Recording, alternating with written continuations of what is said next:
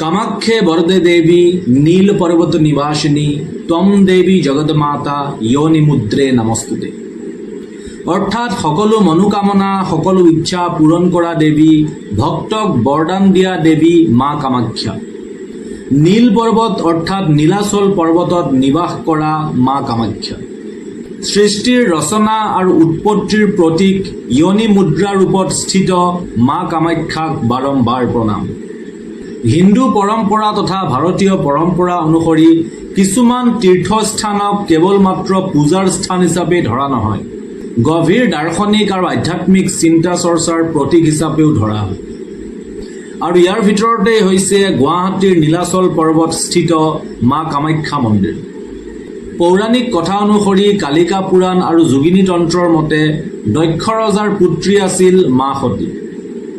আৰু মা সতীয়ে দক্ষ ৰজাৰ অনুমতিৰ অবিহনেই ভগৱান শিৱৰ লগত বিবাহ হৈছিল। কাৰণ দক্ষ ৰজাই ভগৱান শিৱক অত্যাধিক ঘৃণা কৰিছিল আৰু বেয়া পাইছিল, যিহেতু দক্ষ ৰজা কেৱল মাত্ৰ ভগৱান বিষ্ণুৰহে আৰাধক আছিল। এবাৰ দক্ষ ৰজাই এখন বিশাল যজ্ঞৰ আয়োজন কৰিলে আৰু এই যজ্ঞলৈ সকলোকে নিমন্ত্ৰণ কৰিলে, কিন্তু মা সতী আৰু ভগৱান শিৱক নিমন্ত্ৰণ নকৰিলে, কেৱল মাত্ৰ অপমান কৰিবৰ বাবে। তথাপিও মা সতীয়ে ভগৱান শিৱৰ কথা নামানি নিজ পিতৃ দক্ষ ৰজাৰ যজ্ঞৰ আয়োজনলৈ আহিল। আৰু ইয়াৰ পাছতেই দক্ষ ৰজাই নিজ পুত্ৰী অৰ্থাৎ মা সতীক দেখি নানা ধৰণে অপমান কৰিবলৈ ধৰিলে। ভগৱান শিৱৰ বিষয়ে বহুত বেছি বেয়াকৈ অপমান কৰিবলৈ ধৰিলে। আৰু মা সতীয়ে নিজ স্বামীৰ অপমান সহ্য কৰিব নোৱাৰি যজ্ঞৰ অগ্নিতেই নিজকে আহুতি দিলে।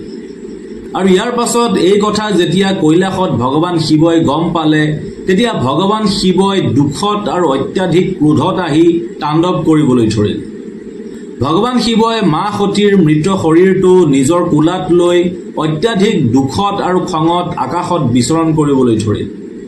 আৰু ভগৱান শিৱৰ দুখ আৰু ক্ৰোধৰ ফলত সৃষ্টি বিনাশ হোৱাৰ উপক্ৰম হ'ল। আৰু ইয়াৰ বাবে ভগৱান বিষ্ণুৱে সুদৰ্শন চক্ৰৰে মা সতীৰ দেহাটো ৫১টা টুকুৰা কৰিল। কাৰণ শৰীৰটো দেখি থকালৈকে ভগৱান শিৱৰ ক্ৰোধ কেতিয়াও শান্ত নহল হয়।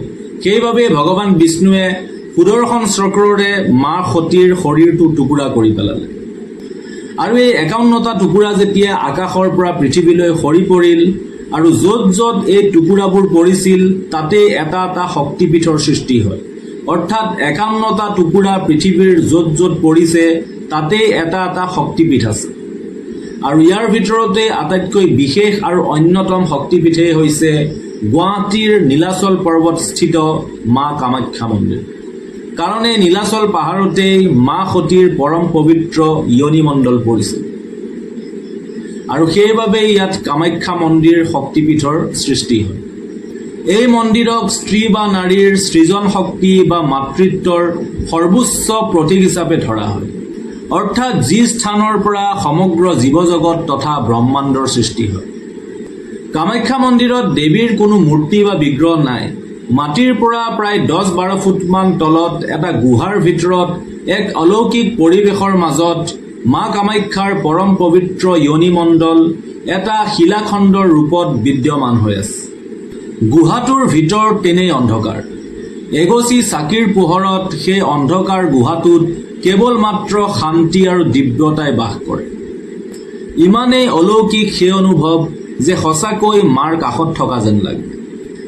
আচৰিত কথা যে সেই অন্ধকাৰ গুহাটোৰ ভিতৰত মাৰ যোনি মণ্ডল স্বৰূপ সেই শিলাখণ্ডৰ ওপৰেৰে প্ৰাকৃতিকভাৱে অহৰহ পানী বৈ থাকে।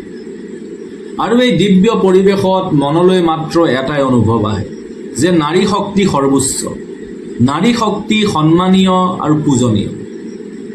সমগ্ৰ পৃথিৱীতেই মা কামাখ্যা শক্তিপীঠেই হৈছে তন্ত্ৰ সাধনাৰ আটাইতকৈ ডাঙৰ স্থান।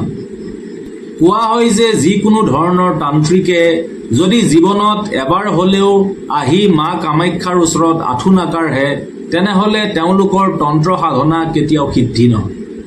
তে কিমান শক্তিশালী মা কামাখ্যা পীঠ আপুনি নিজেই ভাবক। মা কামাখ্যা যিহেতু তান্ত্ৰিক দেৱী, গতিকে তন্ত্ৰ সাধনাৰ দ্বাৰাই মা কামাখ্যাৰ পূজা কৰা হয়।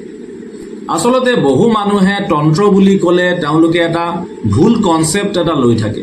তেওঁলোকে ভুল ভাবে যে তন্ত্ৰ মানে টোনা টুটকা ক'লা যাদু বা তেনেকুৱা ধৰণৰ ক্ষতিকাৰক কিবা বস্তু, কিন্তু প্ৰকৃতাৰ্থত তেনেকুৱা একোৱেই নহয়।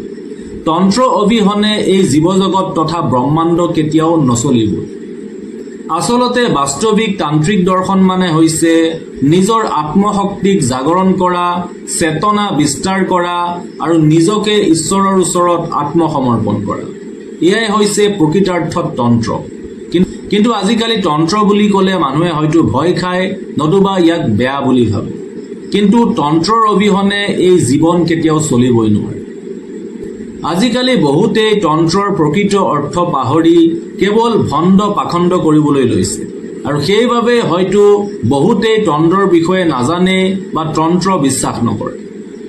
মা কামাখ্যাৰ দৰ্শন কেৱল মাত্ৰ দেৱীৰ পূজা কৰাই নহয়, জীৱনৰ মূল সত্য জনাৰ আৰু মূল সত্যক স্বীকাৰ কৰাৰ এটা ৰাস্তা। আমাৰ সনাতন ধৰ্ম বা হিন্দু ধৰ্মত সৃষ্টিৰ আৰম্ভণিৰ পৰাই নাৰী বা স্ত্ৰীক সৰ্বোচ্চ সন্মান দিয়া হৈছে। হয়তো পুৰুষতকৈও ওপৰত তেওঁলোকক সৰ্বোচ্চ সন্মান দিয়া হৈছে, আৰু ভৱিষ্যতলৈও এইদৰে চলি থাকিব। আৰু মা কামাখ্যা এই কথাৰেই প্ৰতীক যে নাৰী বা স্ত্ৰী কেতিয়াও দুৰ্বল নহয়। এগৰাকী নাৰী বা স্ত্ৰী কাৰোবাৰ পুত্ৰী, কাৰোবাৰ ভগ্নী, কাৰোবাৰ স্ত্ৰী আৰু কাৰোবাৰ হয়তো মাতৃ। এগৰাকী নাৰী বা স্ত্ৰীয়ে যদি নিজৰ সন্তানক জন্ম দিবৰ সময়ত তেওঁ অত্যাধিক প্ৰসৱ বেদনা সহ্য কৰিব পাৰে, তেনেহ'লে নিজৰ সন্তানৰ ৰক্ষাৰ বাবে হাতত শস্ত্ৰ উঠাব পাৰে। য'ত শক্তি আছে তাত সৃষ্টি আছে, আৰু য'ত সৃষ্টি তাতেই মা কামাখ্যাই বাস কৰে। জয় মা কামাখ্যা।